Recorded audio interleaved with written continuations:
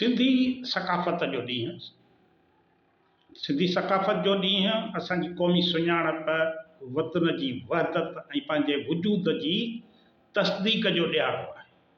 आउं रुख सिंधी तव्हां दोस्तनि, साथियुनि, भाउरनि ऐं भेनरुनि खे सिंधी सकाफ़त जे ॾींहं जे हवाले सां मुबारकूं ॾियां थो, मुहबतूं आछा थो। हर क़ौम जी सुञाणप, उन जी तहज़ीब, ज़बान ऐं तारीख़ में समायल हूंदी आहे। ऐं जॾहिं इहा क़ौम पंहिंजे सकाफ़ती विरसे खे हिकु गॾियल ॾींहं ते मल्हाए त इहो अमल सिर्फ़ जशन न पर क़दीम सुञाणप खे, हज़ारें सालनि जी सुञाणप खे नए सिर जियारण जो, ज़िंदह करण जो ॿियो नालो हूंदो आहे।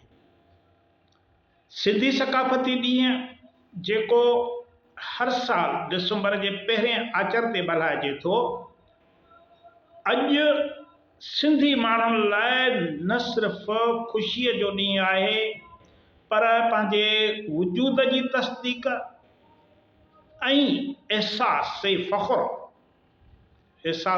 फ़ख़्र जो रोशन निशान बणिजी चुको आहे।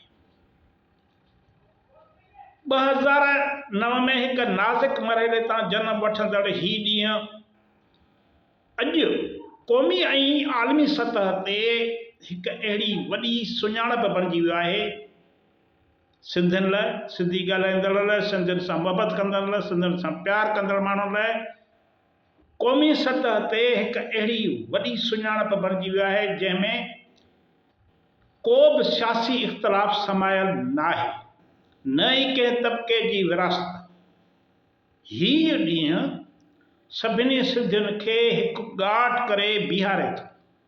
अजरक, टोपी, धमाल, लोक मौसीक़ी, सिंधी गीत गज़ल, शाह लतीफ़ जा बेत ऐं मुहबत जी ख़ुशबू, अमन जी ख़ुशबू सां भरियल ही ॾींहुं सिंध जे मुहबत जो आलमी इज़हार बणिजी चुको आहे।